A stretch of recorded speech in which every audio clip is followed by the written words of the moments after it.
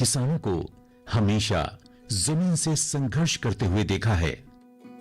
अपनी हर एक पैदावार के लिए तपती दोपहरी में खून और पसीना बहाते हुए देखा है। लंबे परिश्रम के बाद बारिश का इंतजार करते हुए देखा है। पर आज किसान की यह तस्वीर बदलती हुई नजर आ रही है। अब किसान कृषि के मायने खुद बदल रहा है, नई तकनीकों की खोज कर रहा है, अपनी पैदावार को बेहतर स्वरूप दे रहा है। आज किसान किसी पर आश्रित नहीं है, बल्कि वो आत्मनिर्भर बन रहा है। आज किसान ने खुद को खेतों तक सीमित नहीं रखा है। वो हर दिन नई जानकारियां जुटाकर कृषि के क्षेत्र में आविष्कार कर रहा है, ताकि खुद के साथ साथ दूसरे किसानों को भी आगे बढ़ने का रास्ता दिखाए। ऐसे ही एक प्रगतिशील किसान हैं डॉक्टर धर्मपाल सिंह, जो उत्तर प्रदेश के बागपत जिले के रहने वाले हैं। एक किसान के बेटे होने के बावजूद उन्होंने परंपरागत खेती से आगे बढ़कर औषधीय खेती में जानकारियां हासिल की और उसमें अपनी एक अलग पहचान बनाई। आज वो दूसरे किसानों को भी औषधीय खेती से जोड़ रहे हैं, ताकि वो भी तरक्की के पायदान पर आगे बढ़ते रहें। मेरे खून में खेती किसानी थी, मैं किसान का बेटा था और एग्रीकल्चर का पढ़ा लिखा था। पर मैंने देखा कि मेरे घर में और मेरे आजू बाजू में, मेरे इलाके में, मेरे डिस्ट्रिक्ट में और आसपास के सब जगह लोग एक बहुत परंपरागत खेती से 100-200 सालों से जुड़े हुए हैं।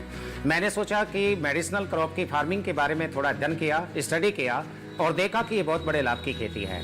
लेकिन लाभ की खेती है तो फिर मैंने इस खेती के बारे में लोगों को अवेयर करना शुरू किया, जागरूक करना शुरू किया। बहुत सारे किसान मुझसे जुड़ते चले गए।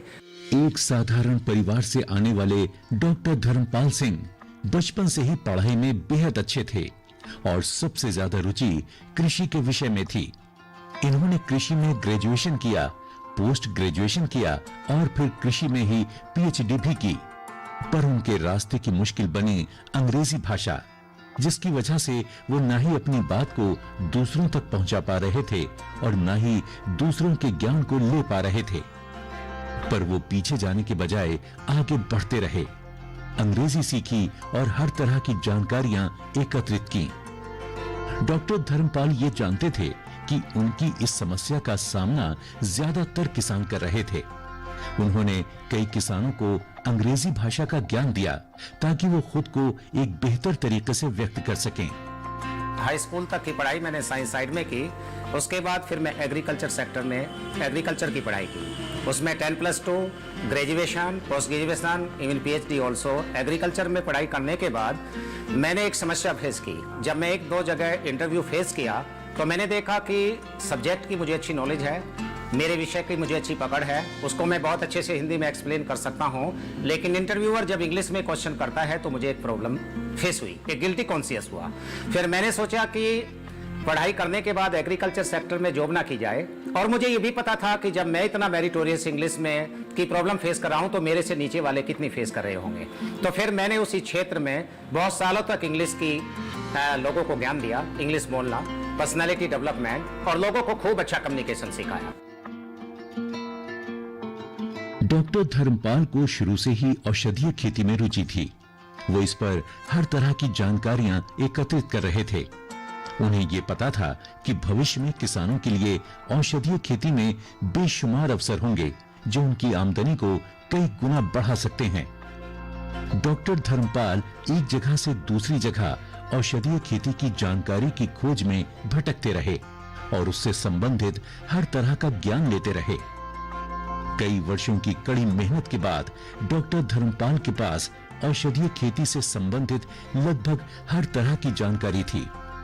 उन्होंने ये भी जाना कि औषधीय खेती किस तरह से होती है, उसे किस तरह से उत्पाद में बदला जाता है और साथ ही उसे कहां बेचा जाता है।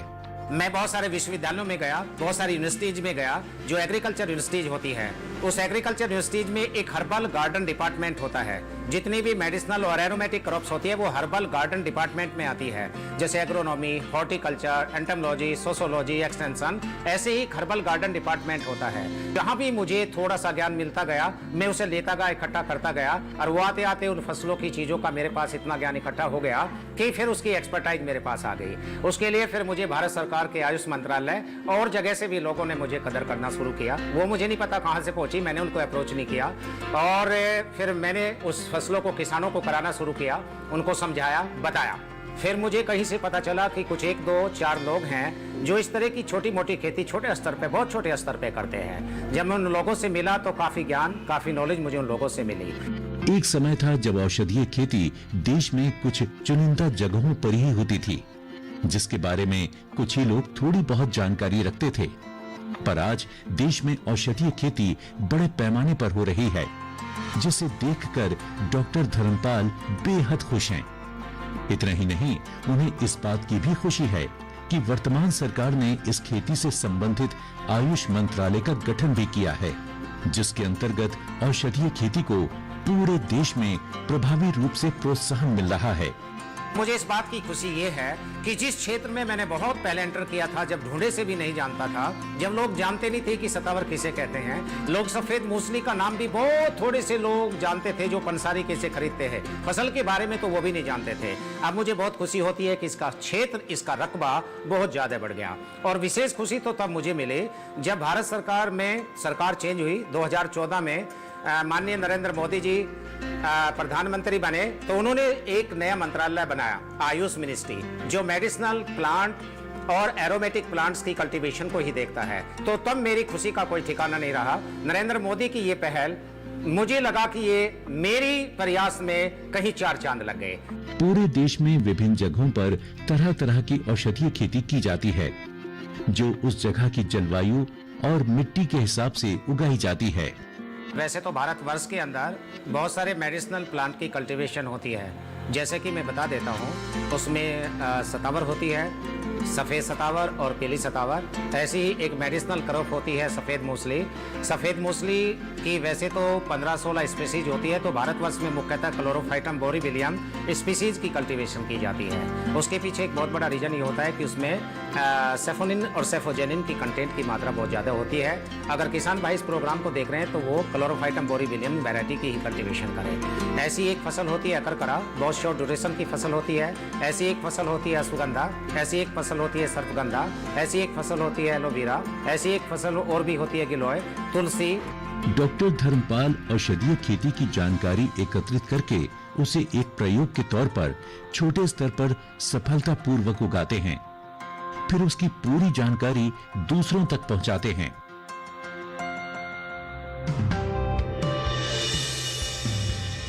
एक दूसरी गुणकारी और लाभदायक फसल है शतावरी। ये एक ऐसी फसल है जो कम सिंचाई और कम वर्षा में भी बेहतर पैदावार देती है। इसकी पत्तियां नुकीली होती हैं, इसलिए जंगली जानवर इसे नहीं खा पाते।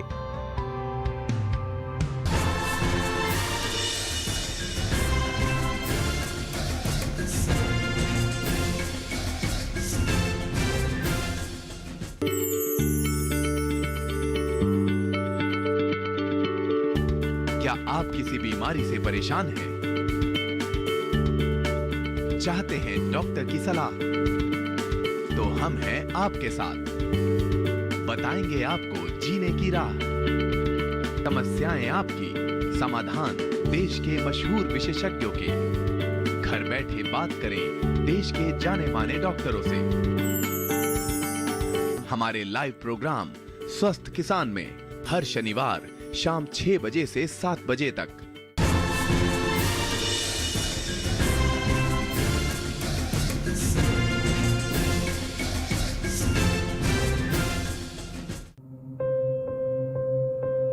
वैसे तो पूरे देश में कई तरह की औषधीय फसलों की खेती होती है, पर डॉक्टर धर्मपाल ये मानते हैं कि कुछ औषधीय फसलों का हमेशा एक बेहतर बाजार होता है, जहां किसानों को उसके अच्छे दाम मिल जाते हैं।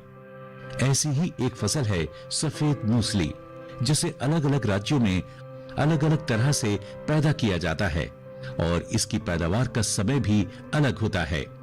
सफेद मूसली वैसे तो आयुर्वेद के या औषधीय गुणधर्म से भरी हुई एक फसल होती है, लेकिन वो उसमें क्या क्या औषधीय गुणधर्म होते हैं मैं उसके विषय पर तो ज्यादा बात नहीं करूंगा। लेकिन उसकी सीड की 1 एकड़ में 4 कुंटल सीड लगाया जाता है। 4 कुंटल सीड से मेरा मतलब है कि उसकी लाइनों में बुआई की जाती है। उसकी फिंगर राइजोबियम लगाए जाते हैं, कई फिंगर तो कहीं किसान उसको राइजोबियम भी कह देते हैं। ज्यादातर जगह लोग 2 फीट की दूरी पे डोली या मैंड बना करके उस मैंड के अंदर राइजोबियम की बुआई करते हैं। बुआई का जो उपयुक्त समय होता है जून के फर्स्ट वीक से, जहां मानसून जल्दी आ जाता हो तो वो मई के लास्ट वीक से भी स्टार्ट कर सकता है। लेकिन जहां मानसून जुलाई में आता है तो जून के फर्स्ट वीक से और जून के लास्ट और जुलाई के फर्स्ट वीक तक इसकी बुआई की जा सकती है। जून में लगाई गई फसल 7-8 महीने में नवंबर के लास्ट या दिसंबर के फर्स्ट वीक में हार्वेस्ट कर ली जाती है। एक दूसरी गुणकारी और लाभदायक फसल है शतावरी। ये एक ऐसी फसल है जो कम सिंचाई और कम वर्षा में भी बेहतर पैदावार देती है। इसकी पत्तियां नुकीली होती हैं, इसलिए जंगली जानवर इसे नहीं खा पाते। कई जगह किसान शतावर को खेत के चारों ओर लगाते हैं ताकि जंगली जानवर खेतों के अंदर न आ सकें। शतावरी एक जड़ वाली फसल है जिसे उगाकर किसान एक अच्छी आमदनी कर सकता है। शतावरी के साथ में एक बहुत बड़ा बेनिफिट है, क्योंकि भारत में और भारत के कई राज्यों में आजकल जंगली जानवरों की बहुत बड़ी प्रॉब्लम है। शतावर एक ऐसी रफ एंड टफ क्रॉप होती है जो बहुत कम उपजाऊ जमीन में भी पैदा हो जाती है। बहुत सारा असिंचित इलाका जहां सिंचाई की सुविधा नहीं है या है भी तो बहुत कम मात्रा में सिंचाई की सुविधा होती है। शतावर का पौधा एक जीरोफाइट प्लांट होता है। जीरोफाइट प्लांट का मतलब होता है कि ऐसा पौधा जीरोफाइट प्लांट होता है जो कम बारिश, कम वर्षा और कम सिंचाई के में भी वो सरवाइव कर जाता है। जीरोफाइट प्लांट के ऊपर, शतावर के पौधे के ऊपर कांटे होते हैं। खाने के लिए पत्तियां नहीं होती जो जानवर उसे खा सके। सुई के नाकों के आकार की उसके ऊपर पत्तियां होती है, तो वो जंगली जानवर से सुरक्षित होती है। डॉक्टर धर्मपाल ने औषधीय खेती के बारे में जाना और दूसरे किसानों तक उसे पहुंचाया ताकि किसान पारंपरिक खेती से हटकर इसकी खेती करें और एक बेहतर आमदनी कमा पाएं।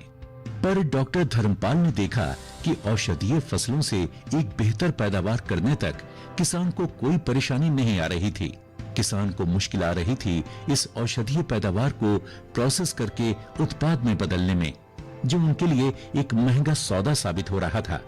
डॉक्टर धर्मपाल ने अपना पूरा ध्यान इसी ओर दिया। हर तरह से जानकारियां एकत्रित की और औषधीय पैदावार की प्रोसेसिंग के लिए मशीनों का निर्माण किया। जब मैं मेडिसिनल क्रॉप की फार्मिंग की बहुत डिटेल में गया तो मैंने देखा कि मेडिसिनल क्रॉप वैसे तो अपने आप में बहुत बड़े लाभ की फसल है।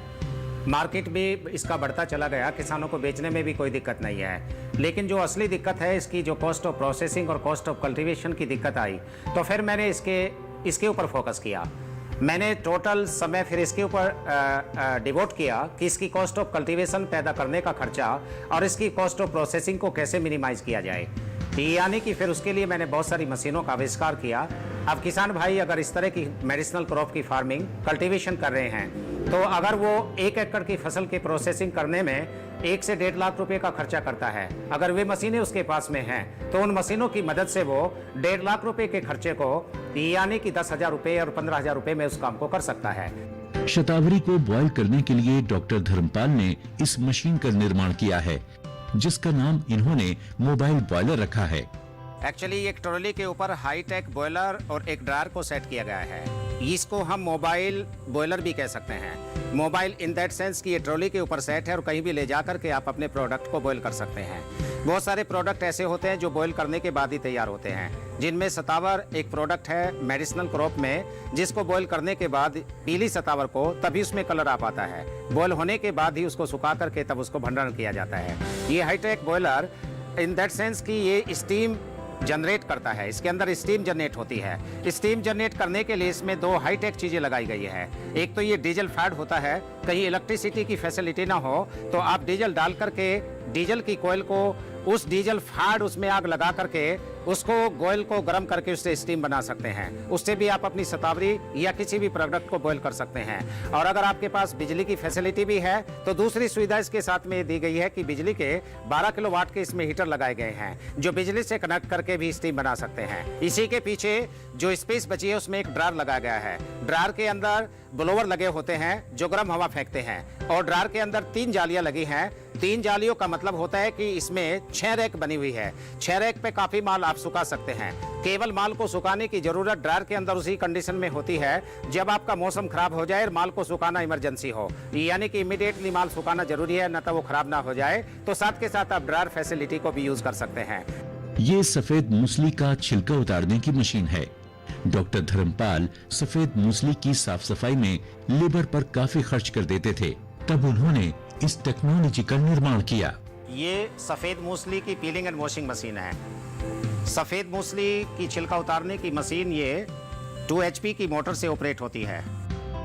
सफेद मूसली की खेती करने के बाद 20-25 कुंटल माल फ्रेश रूट खुद के आती है 1 एकड़ में। उनकी छिलाई में 1.25 लाख रुपया चला जाता है। वो एक बहुत लेबर इंटेंसिव वर्क होता है।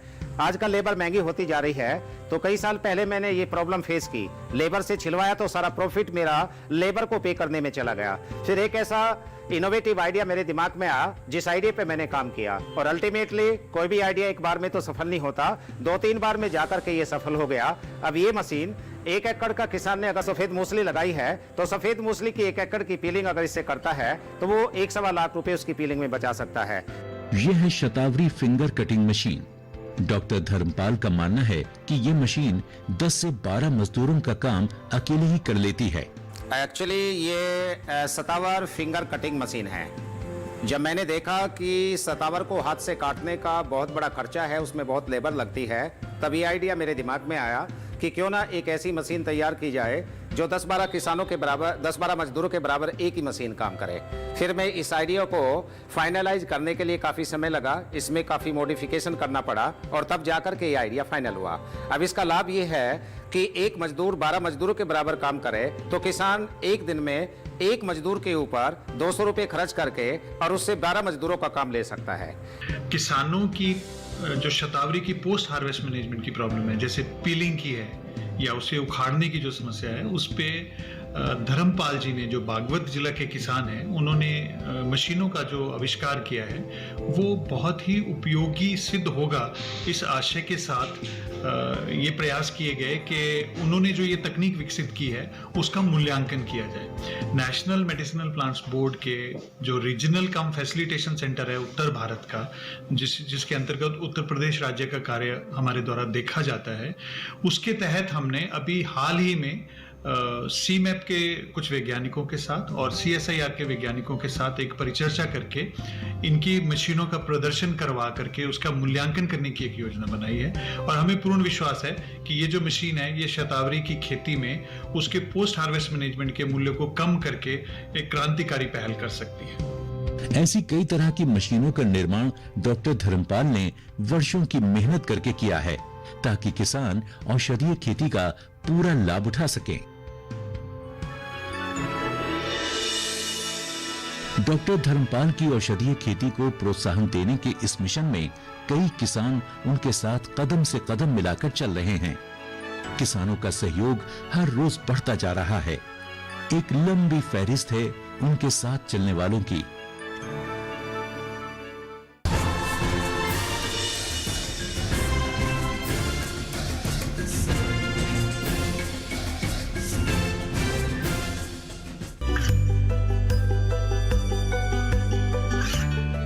गांवों और पिछड़े क्षेत्रों में सरकारी योजनाओं की जानकारी पहुंचा।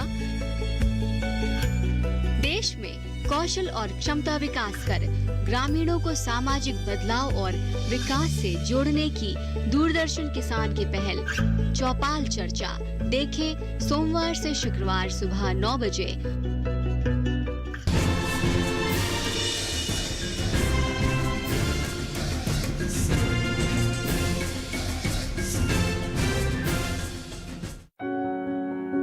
डॉक्टर धर्मपाल का मानना है कि औषधीय खेती करने के लिए किसान को उससे संबंधित तकनीकी ज्ञान होना जरूरी है और वो उसे किसी विशेषज्ञ की देखरेख में ही करें। तभी किसान एक अच्छी फसल का निर्माण कर पाएगा। और वो ये भी कहते हैं कि औषधीय फसल को पैदा करने के बाद उसकी प्रोसेसिंग सही तरीके से कम खर्च में करना अनिवार्य है। साथ ही किसान को अपने उत्पाद के बाजार पर भी नजर रखने की जरूरत है। सबसे पहली प्राथमिकता तो ये है कि इस फसल को किसी की गाइडलाइन में करें, किसी एक्सपर्ट या ऐसे किसान की गाइडलाइन में करें जो पहले से इस फसलों को करता आया है। और दूसरी बात, मैं उन किसानों को ये सजेस्ट करना चाहूँगा कि फसल पैदा करने के बाद उसको ठीक से प्रोसेस करें। और प्रोसेस करने के बाद तीसरी महत्वपूर्ण बात यह है कि और किसान बाजार पे नजर रखें या ना रखें, लेकिन औषधीय फसलों की खेती करने वाले किसान की एक नजर खेत पे और एक उसकी बाजार पे होनी चाहिए। डॉक्टर धर्मपाल की औषधीय खेती को प्रोत्साहन देने के इस मिशन में कई किसान उनके साथ कदम से कदम मिलाकर चल रहे हैं। किसानों का सहयोग हर रोज बढ़ता जा रहा है। एक लंबी फहरिस्त है उनके साथ चलने वालों की।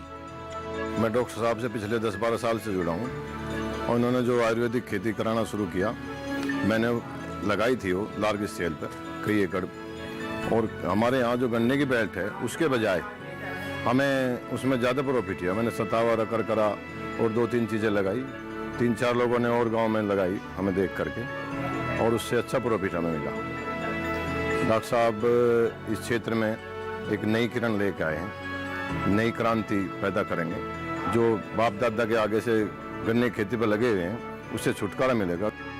डॉक्टर धर्मपाल की इस मुहिम में उनके साथ सिर्फ किसान ही नहीं, उनकी मेहनत और लगन देखकर उनके बचपन के साथी भी उनके साथ जुड़ गए। उन्हीं में से एक हैं रघबीर पहलवान, जो डॉक्टर धर्मपाल के बचपन के दोस्त हैं।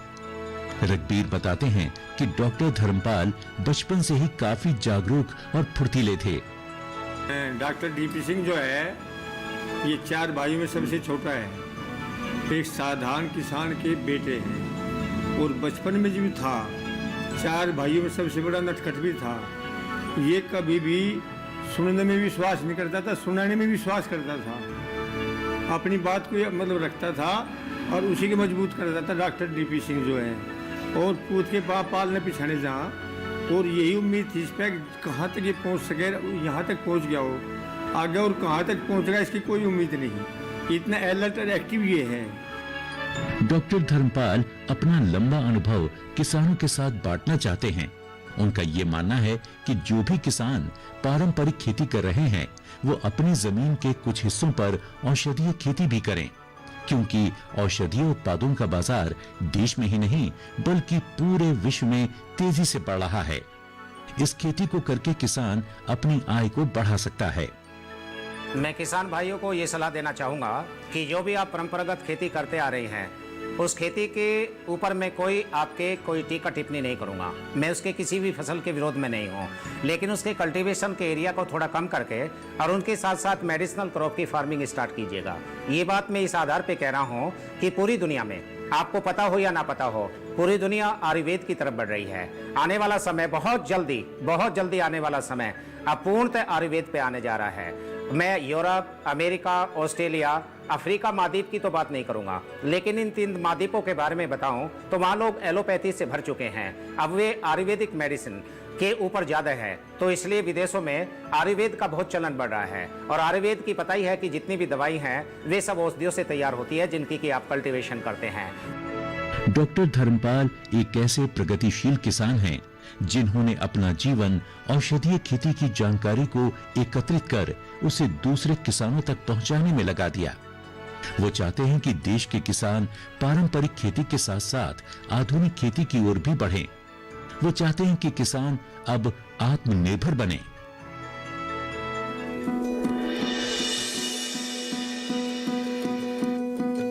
2004 में मैंने इंजीनियरिंग की, तो तब मैंने कभी सोचा नहीं था कि मैं खेती में आऊँगा, वो भी एग्रीकल्चर अलाइड में।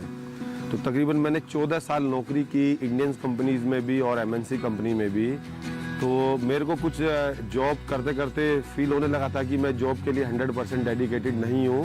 तब मैंने डिसाइड किया कि एक्वाकल्चर मेरे को सूट करता है, क्योंकि जो मेरी प्रवृत्ति है, जो मेरा नेचर है, मेरे को अपने लिए भी काफ़ी टाइम चाहिए, और फिश उन सारे पैरामीटर्स में सेट हो रही थी।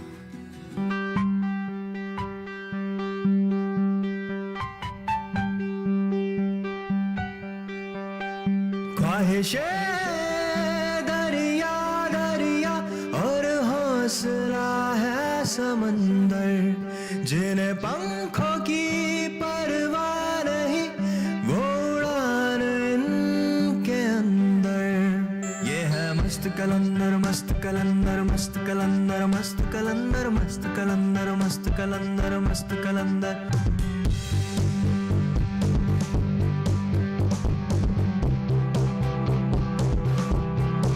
ना डर कोई ना फिक्र कोई ना बंधन का है चक्कर, जिन पंखों की परवाह नहीं, उड़ान इनके अंदर। ये है मस्त कलंदर मस्त कलंदर मस्त कलंदर मस्त कलंदर मस्त कलंदर मस्त कलंदर मस्त कलंदर।